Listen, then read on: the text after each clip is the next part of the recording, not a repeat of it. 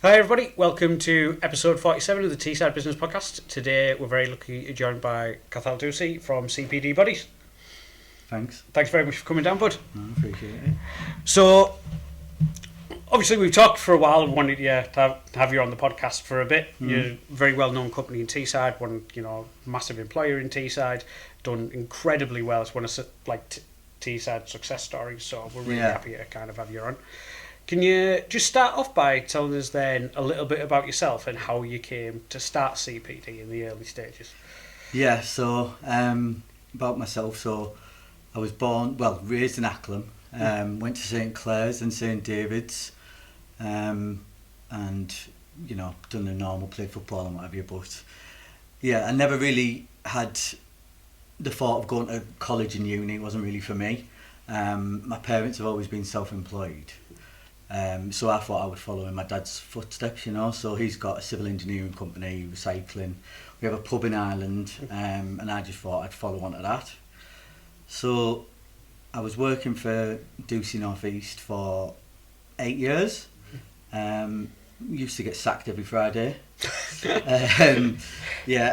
I'd go in hungover, if I'm honest, because I didn't really have the interest in it. I wanted to, but when you work for family, it's really hard. Yeah, I can imagine. And me and my dad, we get on great, but whenever you're so alike, you kind of clash a lot.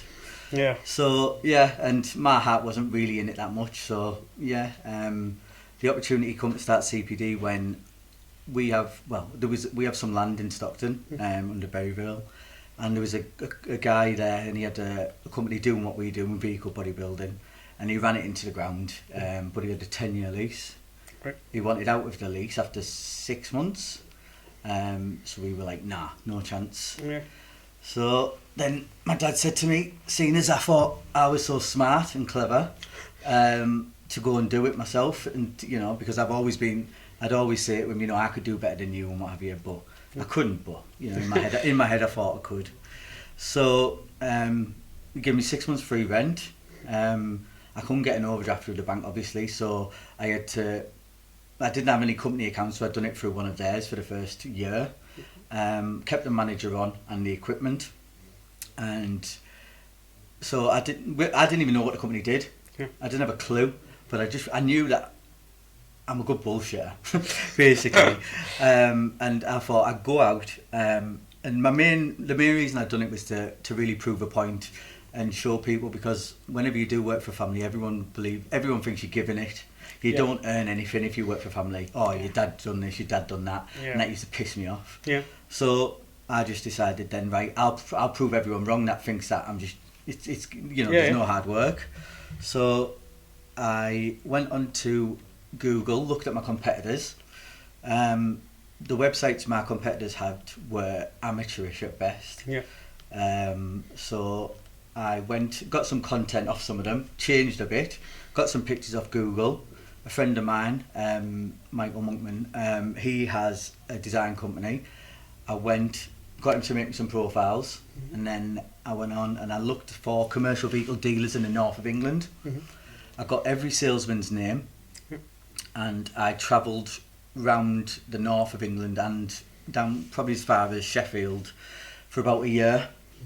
And I didn't have any appointments, and I just went in and I seen every single one. Yeah. 6 out of 10 probably told me to get lost, because I was 25 then, and I probably looked about 12. Plus I didn't know what I was talking about, but I could give the impression I did. Yeah. And the way I was working it was, I would get the work in, I'd hand it over to the manager and I'd say, right, you make sure it's done on time. Yeah. And that's how it started. And I pulled off a few tricks and stuff like that. There was one dealership I went to, and before I went in, I scoped out what vehicles they had. So I went back home at Stockton, and I built some of the bodies I knew that they would want. Yeah. So I went in to see them, and I asked them, who do we use and how much and how long turnaround times, and they quoted 2-3 weeks. So I said, I'll tell you what I'll do it for the same price, and I'll have it done for you within 3 days. Yeah. And if I don't, you can have it for free. And they were like, brilliant. Yeah. So they dropped it off on the morning. I already had it built. Yeah. We built it, fitted it, I drove it back myself the same day. Yeah. I went into a showroom, threw the keys at him, I said, there you go. And he says, oh, what, you don't think you could do it? I says, it's already done. And they went out. And it was already done. And that was the start of it, and that's my attitude. Yeah. Was it's and that's how I got started with that. But the industry I'm in now, it's so backwards in the sense it's the customer is led by what we say, and I think it's wrong. Like, I've been, working in different industries when I was younger, and there's no other industry where you would dictate to your customer when they can have their product. No. If someone says to you, I want a video doing, you're not going to say, right, you can have it by this date and that's it. Yeah. It's not that way. No. But that's how it is in mine. Yeah. My competitors will dictate and they'll say, you can't have it till this date, whereas I think it's completely wrong. So we will try our best when it's possible. We will work to their deadlines. Yeah. So yeah. Like, one of the things, obviously, we had a sit down and a chat about CPD before you came on the podcast. Like, when you were showing me around and things like that, one of the things that absolutely blew my mind was how quickly you put stuff together. Because I did have in my mind like 2 or 3 weeks kind of thing. Yeah, 3 days. 3 days, and that was insane to me that you would turn something around like in that period of time. Yeah.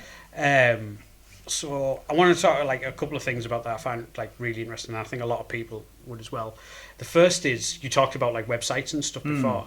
Like, obviously your competitors and things like that had like, very backwards websites, very basic website. Yeah.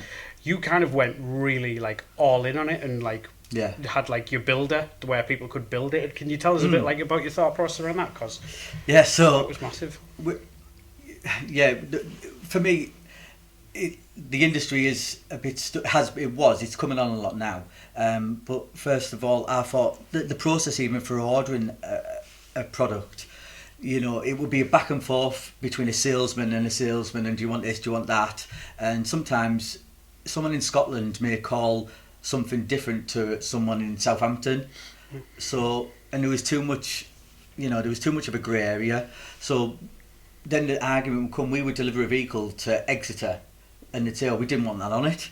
And I'd be like, well, you've signed for it. And he says, oh, no, that's not what I meant. Yeah. And this was, and you see, over the last 10 years, we've grew from having one person working to 160, and we're building, our aim for next year is to build 5,000 bodies. We're at 3,000 at the minute, 3,200.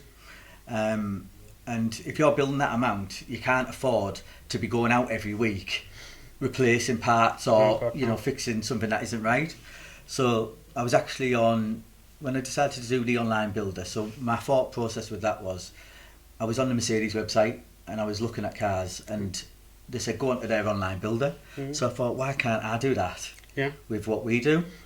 The customer has to build it themselves. They send it in, they sign it off. Any mistakes, it's on their customer's head. But also, it saves any inconvenience in the long run. So that's why I thought about it really. And as well as that, there's a lot of, like I say, to and fro. So I even introduced a portal, an online portal. It sounds basic to talk about it, but no one else even thought about it. To the degree we do.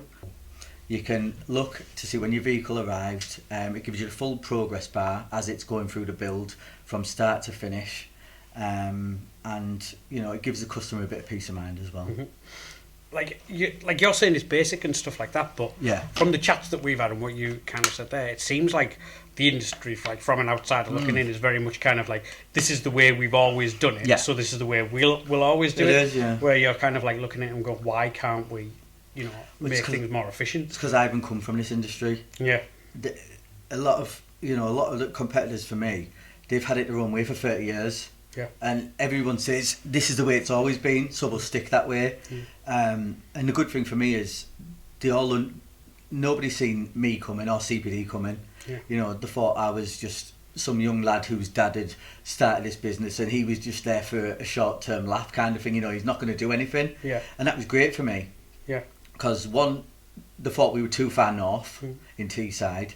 They thought, we were going to be useless and we wouldn't really do anything. It wasn't the case, first contract I got was for Northgate Vehicle Hire, and it was a guy called John Fleet who really give us our first big break, and that was I got in there because we used to hire off them. Yeah. So I said I want some reciprocal business, and that's what started the ball rolling back at the beginning. Yeah.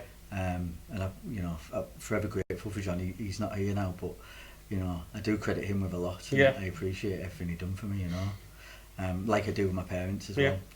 I have done a fair bit on my own, but like I say, I've been lucky in a way there as well. So one of the things obviously you mentioned before is that like the vast number of people you employ now. Like you've gone from, like I say, you and a manager, like growing to like 160 people. Yeah. Like managing and having a business full of 160 people like is insane, and like it must be like herding cats. What kind have you faced, like any kind of like challenges along the way where you've had to kind of like, if you could go back, if I had a magic wand, you would do it different? Or So I'm lucky really, because the people I've got working for me, they obviously every now and then you get one or two that fall by the wayside, but generally the brilliant, more I'd say I am very lucky in that respect. I've got a lot of people who I've been friends with for a long time. I think they employ half of St David's. Most of the lads who work for us are from Middlesbrough. You've got a few from Darlington, but I'd say 90% are from Bury, Park and Pally Park and all that. And they work hard and they do a good job. People think, because the people from this neck of the woods generally go down south, and I go to meetings and that, and they do underestimate us. They might think we're a bit stupid or what have you, or a bit rough, which is all the better for me. I just play on it, and I let them think that. I don't really say a lot. The younger lads can be difficult sometimes, apprentice wise. I made a mistake 2 years ago. I took on 16 apprentices at once, and they didn't last. But I was, whenever I was 17, 18, even some people would say, even till now, I didn't want to come into work. I'd rather go out on a Thursday at a corner house. That was why. That's why I used to get sacked every week. But the thing is, 16 at once was too much. And now what we do, we kind of drip dry it in. We have one or two, and we do it that way. And we work with NETA and people like that. So they kind of do a training program for us, and then we take them on in increments. So there is some really good people up here. And I've got my brother works for me too, so that's fun. Cousins and so I trust them. I've got good staff. Definitely, like obviously, if you didn't, you wouldn't be in the position now. Like so. One of the things that we talked about when I came through for you is that how you were kind of not changing around your business, but kind of making it more like efficient, and things like that. Like we showed about how it's kind of like going where, like, correct me if I'm wrong, but I'm sure that you said that somebody used to work on like a project till it was done, and then it would go up. And now it's more like not a conveyor belt, but So it was. We used to do like batch building. So I would train someone up for a year, 2 years, and they could build one vehicle from start to finish. But then when other projects in the area opened up, a real project and what have you, they were stealing my staff for like 10 pence an hour more. And after you spend so long training them, it's a bit like, oh shit, So what I did, to be honest, late last year we were working and we started to miss dates. And I could see that we were at full capacity, we couldn't do any more, and we were still falling way behind. And I was having to go cap in hand to a lot of people saying, I'm sorry, we missed it. I wasn't going to bullshit them. I was just going to say, we've let you down, and it's not good enough, because their customer doesn't see CPD. They see Enterprise, Northgate, Dawson's, everyone else. Sorry if I've missed people out. I know someone will pick me up on that. And whenever a customer goes to collect a vehicle, it's not there, you let them down, they won't use you again. So I went to Hanover in Germany last year, just to a show, and I was looking at how the Germans did it, and I thought, you know what, we overcomplicated things. So I decided, let's have a look at this. So I got in touch with a German consultancy company, manufacturing, and they set up the production line in Daimler, and they set it up at VW, and they're currently working with Dyson. And I thought they won't be interested in a company like us compared to all that. They flew in from Germany next day. God. And they had a look at it. They'd done a 10-day survey on the business and see where we were wasting time and money. And they come back with a proposal. So I thought, you know what, I had nothing to lose. Yeah. So we're nearly finished it now. And we have increased our output by 40%. That's insane. You know, especially when you're doing 3,000 odd vehicles and you're at 40%. Well, that's the thing now. So I had, say, 8 months work ahead of me. Yeah. That's now 4 months. Yeah. So it puts pressure on us in a good way, because once you've made this now, you've got to keep on feeding it. I know, obviously, one of the things that you're looking to do, is it possibly next year, is build new head offices. Yeah. So we've got new head offices that are we're in the planning stage now. So hopefully by March, April next year we'll start them. So we'll be moving into some porta cabins for a few months, but it'll be worth it in the long run. That'll be the last stage of that site. We've got 3 sites in Teesside. Our main site is 8 acres. There's 10 workshops on there. I've got another site which is 100 yards from us, which is 2 acres. That's for storage. And then I've got another site down at Portrack. That's 6 acres. And I've recently just bought a further 8 acres in Stockton. And what I'm going to do there is open, it's called a PDI centre, so it's pre-delivery inspection. So it's going to be for PDI, repairs and defleet. So you think 90% of my customers are rental. So they come into us, we build them, they go out. At the end of they generally keep them for 3 years, 38 months maybe. At the end of it, then they sell them on at auction. And whatever they sell them for is their profit. Because through the 3 years, that will cover what they've paid for the vehicle. So generally, if they can make money through the 3 years, that's great. But if not, whatever they sell it for, that's their profit. But there's big costs at the minute, you know, because when they've been out, they get damaged. So I know that a lot of them are paying through the nose. So I'm setting up a defleet centre because we want to be able to offer them the opportunity to do that through us. So it'll be from start of life to end of life. And we can do it all. Because you see, the rental fleet, for instance, the rental market, the lads who use them, with all due respect, they're not theirs. So if they go along and they rip a door off, or if they damage it, they don't give a shit. Because they're not paying for it. And that's where your costs come in at the end of life, because some of them can be absolutely battered. And they've got to kind of put them right before they take them to auction.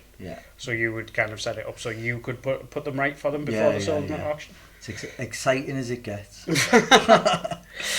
is that, you're talking about being exciting, and everybody would say their own business is probably a little bit boring, but it's not to other people and stuff like that. I'm a massive nerd when it comes to business. I find it really interesting. One of the things I wanted to talk to you about is we do a lot of good on Teesside.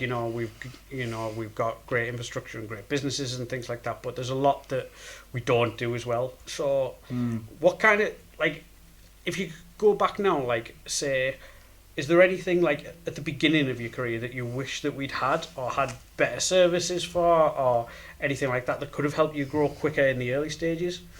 Not that you could have grown much quicker. No, I grew too quick, really, and that's what my problem was.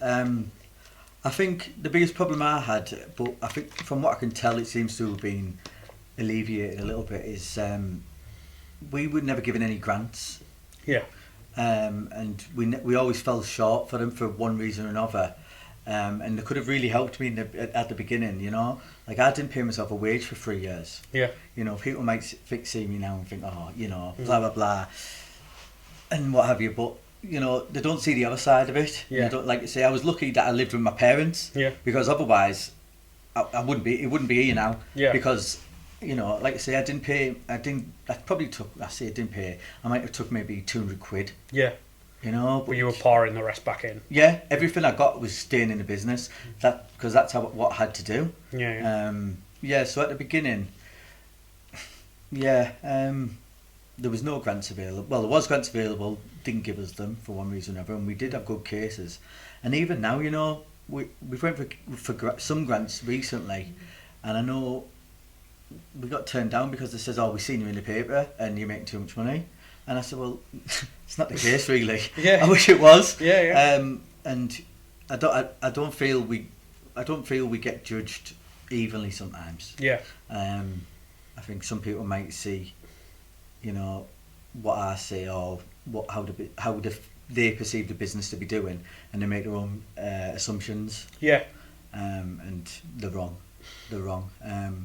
But I'll generally say what I think anyway. But is what it is. So obviously now you're at the size that you are now, which is, you know, one of the biggest companies in Teesside, etc. Is there anything that we do in a certain way, that kind of slows stuff down for you guys, whether it be rules and regulations on buying land or getting equipment here? No, we're okay with that. And to be honest, at the minute, I'm trying to push to get vehicles brought into the port here. So that's the one thing I'm going to look at. I haven't looked at it yet, so I can't tell you if I'm going to face any obstacles. Maybe I will, maybe I won't, I don't know. But no, the main reason we've got ahead, once I've got the work in, is the lads who work for me have really bought into it. They buy into the business. I know say 70% of them buy through either football, going out, or one through another person, you know. And the lads that don't, I know them, and they're a real asset to me. Hindrance, off the top of my head, I don't know. So obviously a big part in the early days, it was you going out and bringing in the business, and obviously you've built relationships where, like you say, it's still a big part of they want to deal with you when they pick up the phone. A big problem that a lot of businesses have is that it seems to me and Teesside, there's a lot of people who don't want to hire or make that first hire or give up control of whether it be sales or management or something like that. How did you find it in the early days? Because obviously you've grown exponentially, so it's, you know what, it can cause you a lot of stress, and I found it a lot. It's more so in the last year. We've had a tough year, both personally and in my, I bought a new house, and it's just been one thing after another. But I went to see, it was 3 years ago. I went to see a customer, and they said, great, you're doing a great job. We love using you, but the business is too reliant on you. And I says, okay. And he says, if within the next 3 months you don't put a management structure in place that we're happy, that we can deal with, he said, God forbid you get hit by a bus tomorrow, he said, CPD, we feel will go under. He says, if you don't put something in place and, do something about it quickly, we're going to stop using you. And at the time, they were a massive percentage of my work, and that really made me sit up.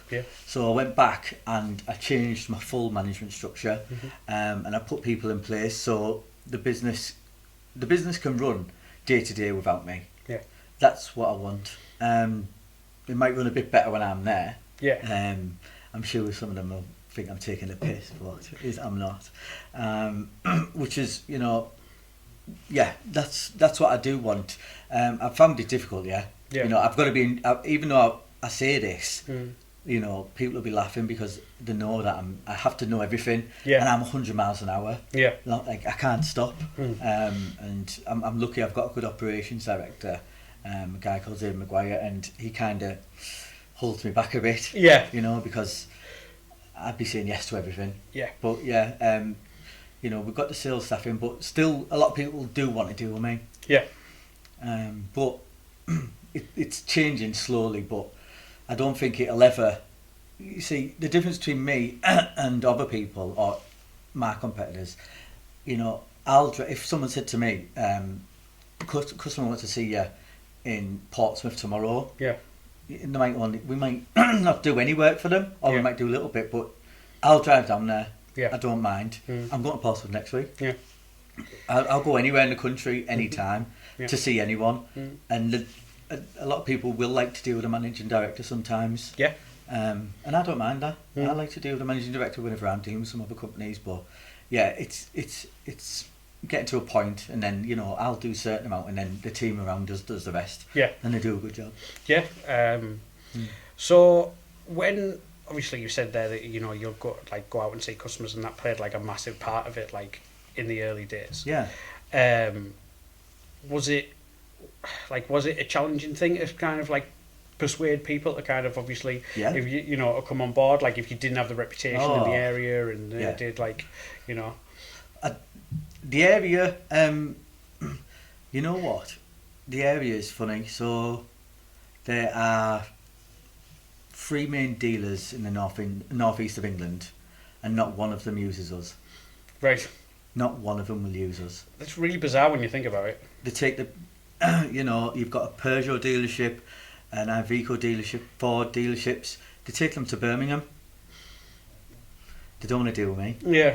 They don't like me. Yeah. That's just the way it is. And one of them, we're right on the doorstep. Yeah. And they'd rather go and give the business elsewhere, even though we can do it quicker and cheaper. They're just, I would say, cutting the nose off to spite the face. Well, they are really. But that's up to them. Yeah. So that's them dealerships. But you've got a lot higher companies, rental, that started in Teesside. You had Transmore, they were massive, and Transflex. Yeah.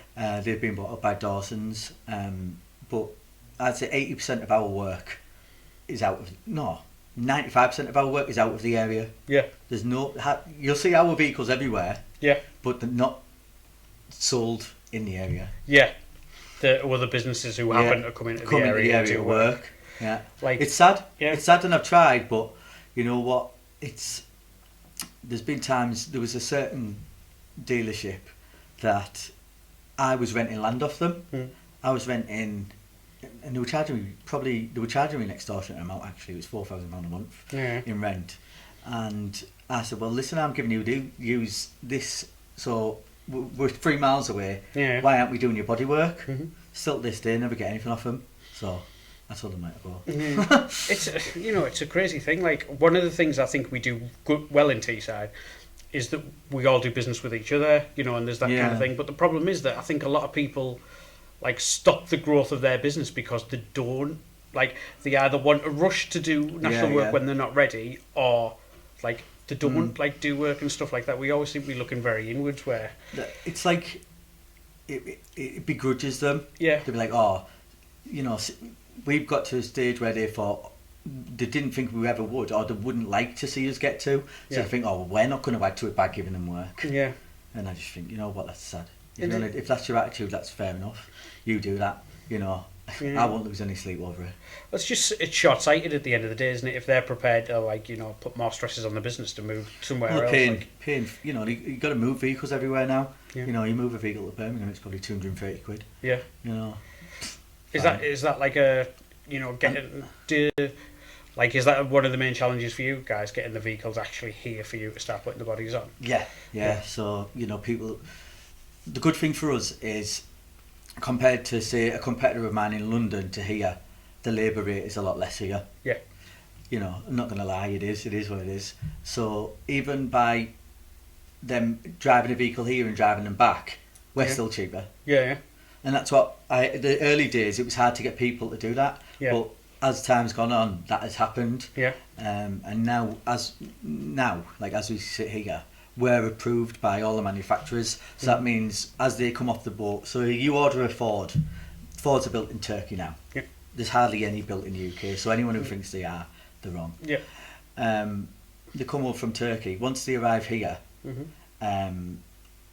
they are brought here for free of charge. Okay. So we just have to put in an onward delivery cost. Yeah. But like I say, we're generally a fair bit cheaper than our competitors. Yeah. Which has caused other issues with me and them, because they say that our product is inferior because it's cheaper, and they can't understand how we can do it for a price. Yeah. The thing is, we can do it for a price because we do it better than them, we do it quicker than them. And, you know, I don't really care what they think, but that's the truth. Interesting. So, obviously, when you said that you were coming on the podcast, we kind of like, obviously, the podcast's been going for a while now. Yeah. And for a while before, obviously, we started chatting, people were either said that, you know, we needed to get you on and stuff like that, and, you know, like, you'd be a great guest on podcast, which you obviously are. So one of the people I was speaking to said, oh, yeah, you need to get him on because, you know, one day he'll be mayor of this place and, like, we won't even know it. Jesus Christ. I doubt that. No, I'm pretty... Me personally, my filter isn't the best sometimes. And I'll say what I think, you know, but...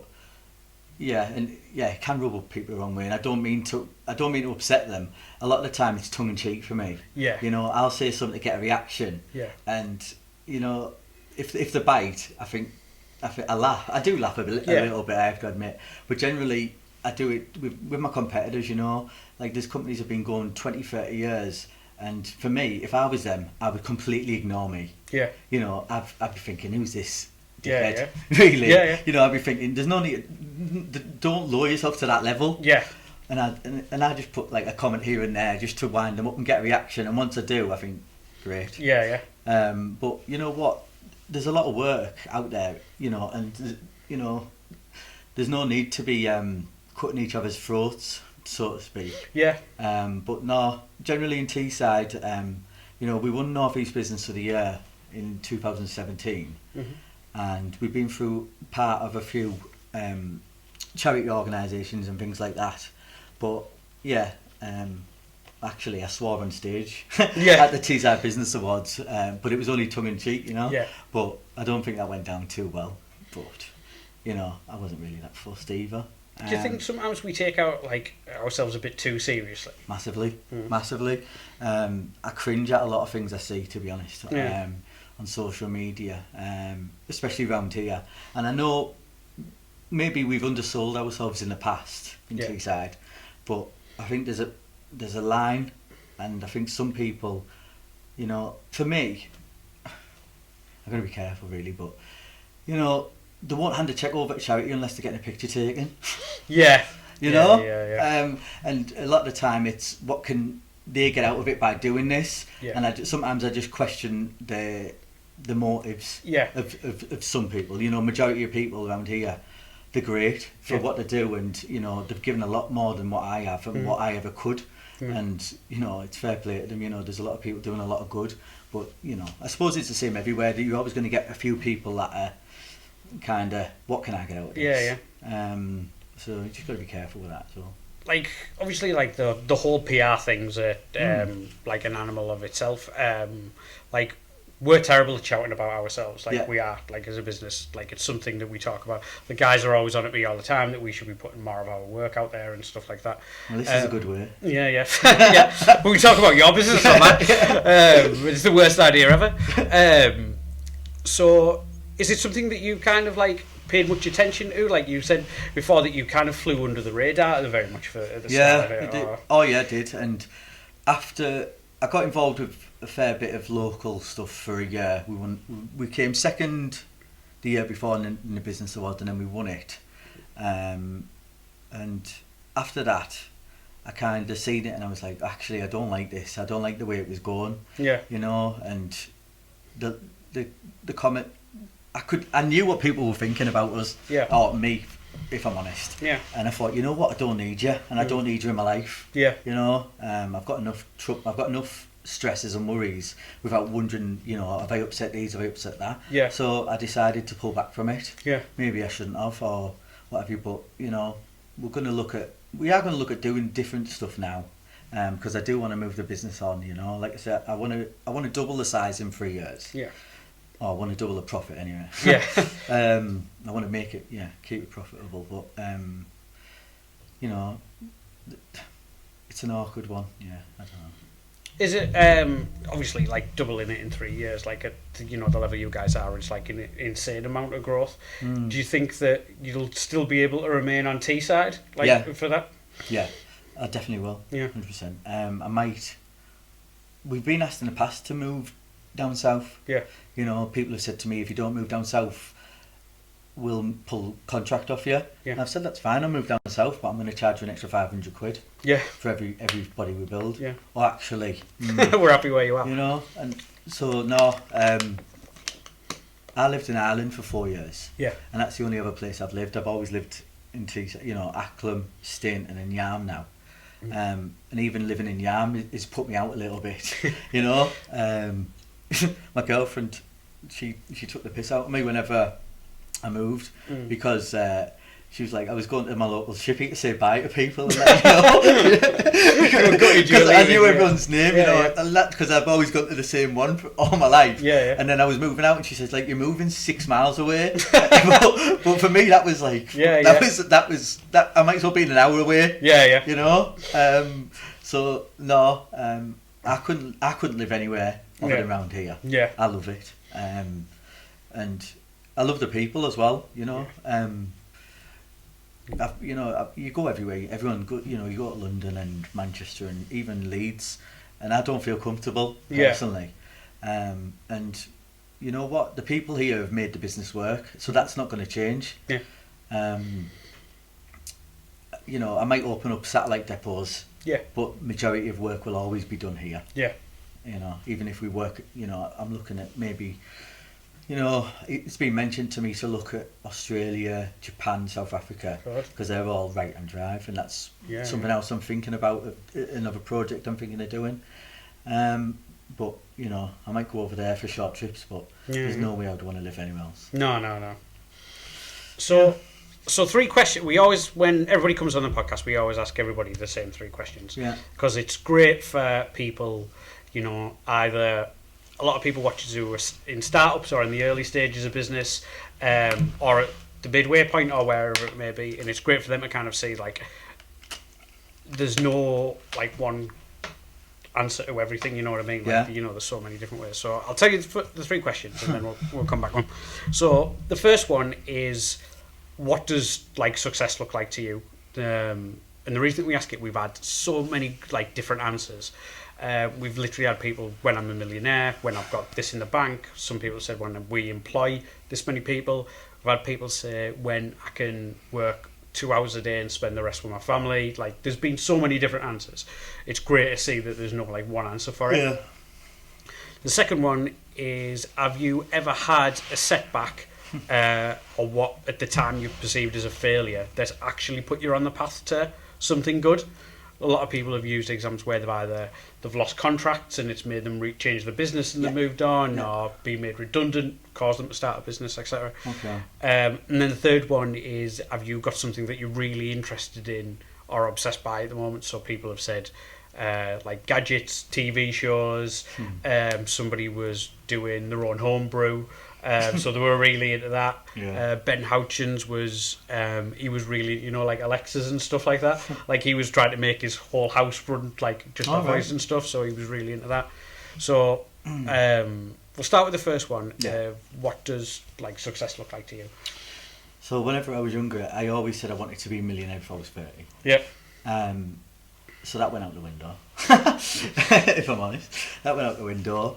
And then, you know, I did think the house, getting a nice house, cars and all that shit, which to a certain extent is still the case, but it doesn't mean as much to me at the minute. Yeah. Success is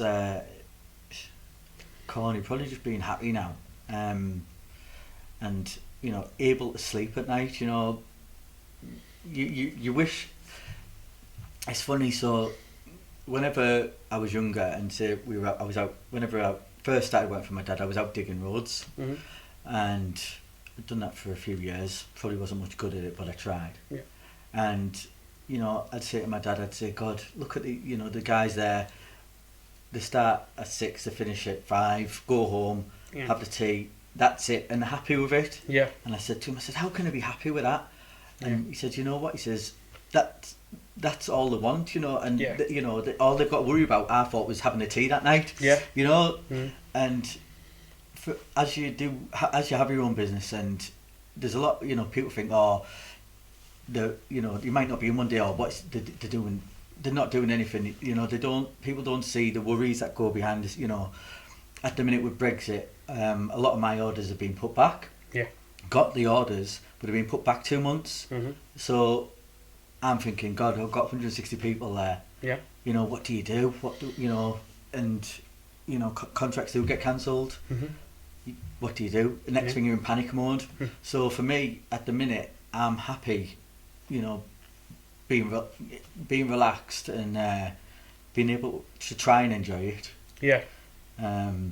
That's for me at the minute is what I would see success as. I've got goals with the business and I want to move it on, but it's a good thing you actually mentioned, because it's one of the things that we talked to a few people about, is that obviously everybody when they start in business wants to have some people do want to have a really big business and some people don't, but the stress is increased as you grow. Yeah. There's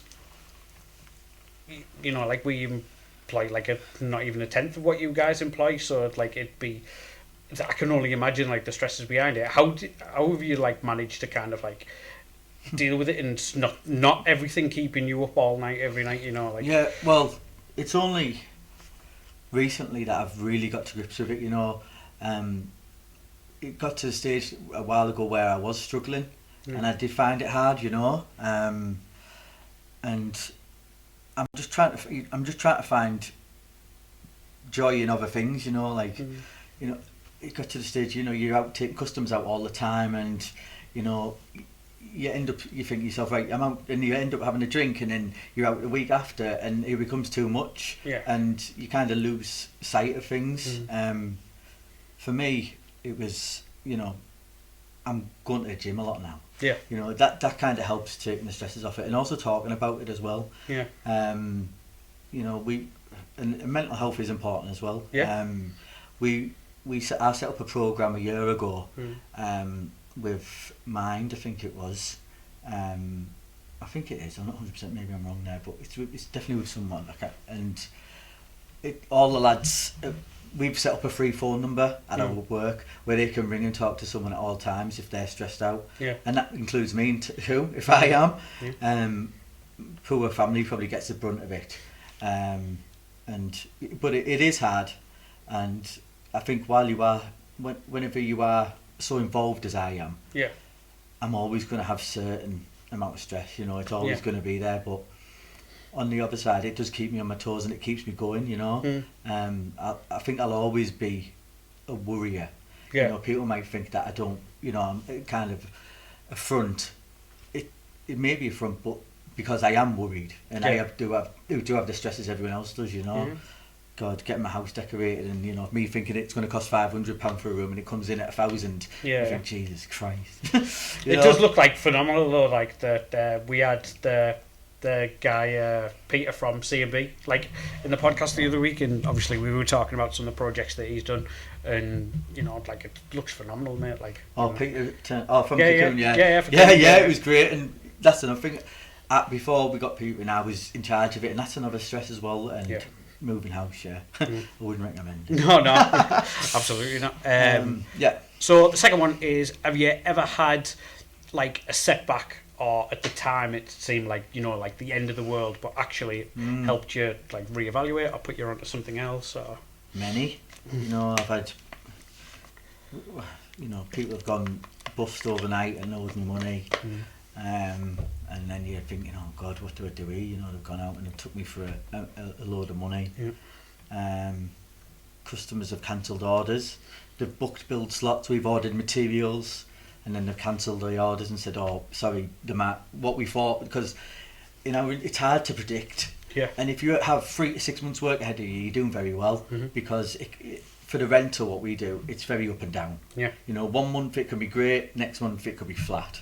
Just is what it is. My biggest problems have been cancelled orders and say postponed orders. Yeah. But then that's given us the opportunity. So I would say 4 years ago, Northgate Vehicle Hire were 90% of my work. Yeah. Which I think, personally, I think that's scary. It is. It was. Yeah. They went. I was struggling. Yeah. I would have been done. You know, and I've got them down under probably, you know, at the minute, my biggest customer now is 14%, but we've got a wider range now. Yeah. So, you know, them cancelling orders or, you know, other hire companies has made us look further afield into different areas that we wouldn't have looked at before. Yeah. You know, contract hire companies, you know, ones and twos here. But them ones and twos are absolutely so important to us. And some people say to me, oh, we only want one vehicle, we're not going to be as important as you know, because everyone knows we deal with the bigger hire companies. That one is as important, if not more, to me. Yeah. And I hate it when people say that, because that is what I've built a business on. Yeah. Was them ones and twos. And they mean everything to me. Yeah. And that's why I really need them. And that's why, you know, we will try and go to the nth degree to make sure that they're happy with what they get. And they want to use us again. Well, those ones turn into twos and threes. It and is, fours, it is, you know, and like, you know, they keep you going. Especially in the days whenever, you know, because now everyone it's so cutthroat. You know, everyone's taking ones and twos off everyone. So for us, it's good to sit in the middle and do our best for as many people as possible. It's great that you can actually deliver that though. Like, you know, some people, when they get to a certain level, if they only deal with massive customers, then they price themselves out of a low market, or they can't they're not involved. give the service or whatever. So they don't want to. To me, no, you know, and that's what I've said. You know, people, whenever customers have came in and said, "God, you're massive now," or you know, we won't be as important. They are. They'll always be important. You know, to me, and just I put my attitude filters through to the rest of to the people who work for us. I don't like saying work for me. I like to. I hate that. Work with me. You know, whenever I first started, my dad said to me, "Just think of your age." I'm going off on a tangent here, but you've got to think. Whenever I first started, I was 25. Looked. He says, how would you like it if a young lad who didn't know the game came and said to you, do this now? He says, ask them. So the way I've always tried to do it is, oh, will you do this for me, please? Or can you do that? If it gets to the third or fourth time it still hasn't done, that's when you say, listen, do that now. Or, you know, you're taking the piss. So that's why I'm a bit uncomfortable saying that. I can completely understand it. I've joked before that probably the only reason that I went self-employed is I have a real problem with people telling me what to do. People we're in client services, so we get asked to do things all the time, and that's brilliant. But it's when people, you do this, I just can't. You know, and it's a character flaw in me. It's not a good thing. No, I don't think it is. I think I go out of my way to do the opposite. You know? You know, if it gets to that stage, if something's gone wrong beforehand, if a customer says to me, you know, they're unhappy and they're saying that to me, then the relationship's probably broken down way before that. So then the third one was, have you got anything that you're really obsessed by or anything like that? Like, we've had people come in and TV shows, somebody was getting into golf, so they were insanely obsessed with that. Oh, good. Peaky Blinders. Really? yeah.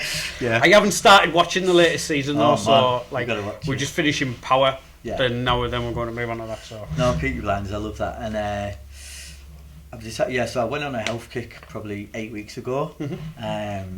So I think I'm decided I'm going to do the Great North Run next year. Bloody hell. So I stopped.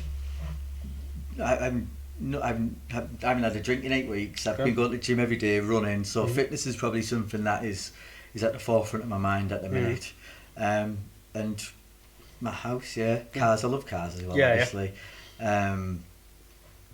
But you've just bought. I loved your. You've just bought a new one. I loved your old one. I thought it was a gorgeous car. That so. So I've just got to make sure I keep within the speed limit. Which must be hard, really. It is. And I've got 2 nieces in my sister Sinead. She lives in Ireland, so we've got a pub over there, and she has that. And I've got 2 nieces, so I'm going to be going over there a bit more. I probably neglected it for the last year. Like I said, we had a few. You know, we had a bit of a family there was an accident basically, and I was of a family member.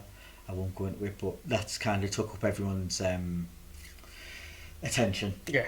But thank God it's worked out okay, we hope. So next year, spend a bit more time in Ireland. Yeah. Because I love it's Ireland's a beautiful great. country. I used to go there with my dad every year. Yeah. And it is like an absolutely beautiful country. I love it over there as well. Well, you got an easy name, I didn't. Yeah. You know, no one can say my name. No. I get called a lot. Well, like Leng is a bit funny. A lot of people think I'm going to be Chinese before the Yeah, I thought that. It is actually Irish, believe it or not. Yeah. It's an Irish name. But yeah, I get that. So ordering taxis or tables or anything, I just say Carl in the end. When I just get that pissed off, I just say Carl. Yeah. Because I can't be arsed. But man, my name, I pronounce it as Cathal. Yeah. And that in Northern Ireland you say Cathal. In the south it's pronounced totally different. So my mum's from Tyrone, and my dad's from Mayo. One's in north, one's in the south, and they both say my name different. That'd have been mad when you were younger. Yeah, it is. And I get ripped for it a bit by some people, but I get called far worse, Yeah, my brother, he got the easy one. He got Liam. I don't know why I got the hard one, but I think my mum was going to call him Conan at one point. I talked out of it. Yeah. I should have left it because he'd have got ripped. It'd be awesome when you were older though, being called Conan. I know. No, not when you're a kid though. That's the problem, isn't it? Like if you're going to get a good name, like you're going to get ripped when you're a kid, but you've got to get through it. And I know. It probably made me half the way I was because I had a bit of a chip on my shoulder for a while. But thing is though, we see as bad as that sounds, we've spoken to a lot of people who've built businesses who do have a chip on the shoulder, and they've said that the reason that I've built it is because I had that chip on my shoulder that I wasn't bothered about making money. I wanted to basically take people and rub the faces in it that they were wrong. I wanted to prove a point, but God, my parents have helped me out no end. So at the beginning, it was mainly to piss him off, to piss my dad Charlie off. Yeah. But I'm glad of them now. Put it like that. Yeah. I'm massively glad of them now. So if anybody's listening and they want details on getting bodies made or anything like that, where's the best place for them to contact you? Yeah. So they basically go to our website. CPD Bodies.com. And there's they can do the online builder through there straight away, or the contact details are on there, or just Google me, or just Google CPD, and I'm sure a lot of stuff comes up. not all of it's true. Yeah. Thanks very much for coming on, mate. It's been really good, awesome to chat to you. Yeah, no, it was good. I was a bit nervous, but it is what it is. Thanks very much, mate. So this has been the Teesside Business Podcast. The Teesside Business Podcast is promoted and produced by Person to Person Marketing. Thanks very much for listening.